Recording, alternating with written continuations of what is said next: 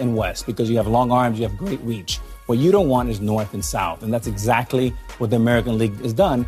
And with him, who has a Ferris wheel approach, which is much more like a Ferris wheel or a golfer, it creates a really big blind spot up here, and that's where pitchers are going. That's what I see there. What's up, guys? I wanted to take a second to talk about the difference between high pitches and low pitches and how you go ahead and hit those. I saw a video the other day of Arod talking about Aaron Judge's swing, and I've also seen just a lot of people on social media, like hitting coaches, talking about this Ferris wheel versus non-Ferris wheeling idea. And if you kind of don't know what the Ferris wheel idea is, it's that basically that your bat, a lot of people are talking about the bat. I usually talk about it with the back shoulder.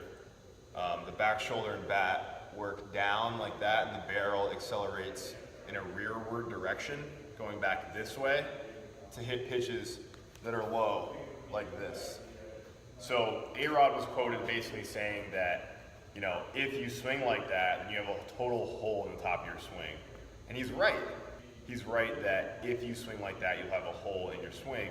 But that said, just because you can swing like that doesn't mean that's how you swing every time. So when Judge was struggling, what he was doing, if you think about a high pitch, right? You would want to hit the high pitch like this. So you'd want to turn your barrel out into the zone like this instead of down into the zone, which is what you do on the low pitches, right?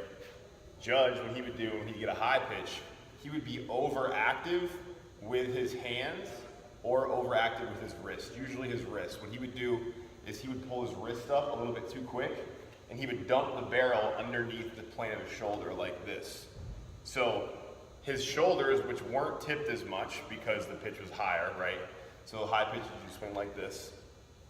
But what Judge was doing, his shoulders would still be here, but his bat would be here. So his bat would not be parallel with his shoulders. Whereas now, when he's starting to get hot again, what he's doing on these high pitches is he's turning his barrel out into the path of the ball. So his barrel is releasing this way, which allows him to establish the top of the zone. So that said, you can swing and you can be prepared to do both of those swings or on multiple planes on every swing. So the way that I teach it is you get to your landing like this, your shoulders are kind of tipped flat or even a little bit down, so that way you have leverage to go down if you need to. But if you don't need to, you just don't use it and you turn your barrel out into the zone. So really the only difference between the swing on the high pitch like this and the swing on the low pitch like this is the tilt of my shoulders and the lean of my body.